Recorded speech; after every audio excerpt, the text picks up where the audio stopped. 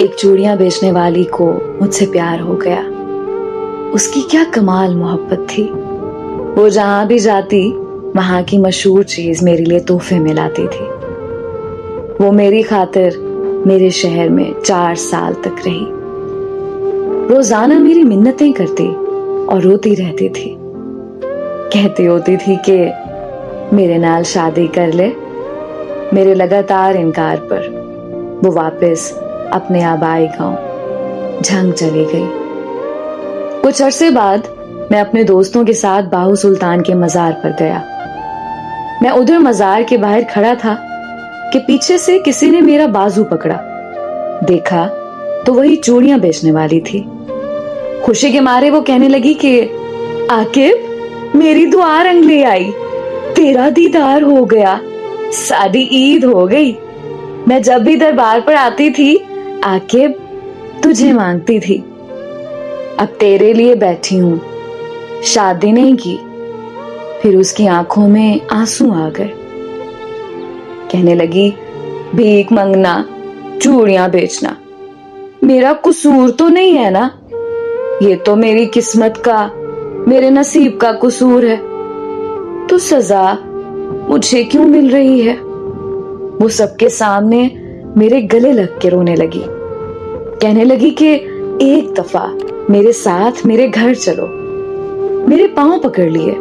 سب لوگ دیکھ رہے تھے. میری بہت بےزتی ہوئی. لوگوں کا مجمع لگ گیا. دوستوں نے بولا کہ چلو ایک دفعہ ہو آتے ہیں. میں نے ہاں کر دی. تو وہ بھاگ کر گاڑی میں بیٹھ گئی. اس کا گھر 50 کلومیٹر دور تھا. سارے راستے وہ بہت خوش تھی. ہم اس کے گاؤں پہنچ گئے. وہاں سب گھر کچے تھے لیکن صفائی پکے گھروں سے بھی زیادہ تھی. سب لوگ مجھے عجیب نظروں سے دیکھ رہے تھے. ہم ان کے گھر پہنچے تو اس کی سب سہیلیاں جمع ہو گئیں. پھر اس نے ہمارے لیے کیا مزے کا کھانا بنایا. اس کے گھر والوں نے مجھے بتایا کہ یہ لڑکی تو سارا وقت تمہارے نام کی تسبیح کرتی رہتی ہے. اور پھر جب ہم واپس آنے لگے تو اس کی آنکھوں سے آنسو نہیں رک رہے تھے.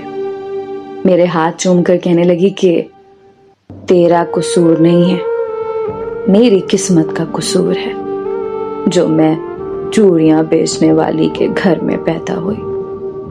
بڑی مشکل سے ہم سب نے اسے چپ کرایا اور پھر ہم واپسی کے لیے نکل آئے.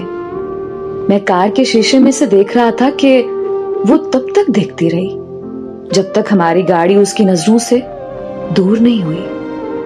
وہ ہماری آخری ملاقات تھی.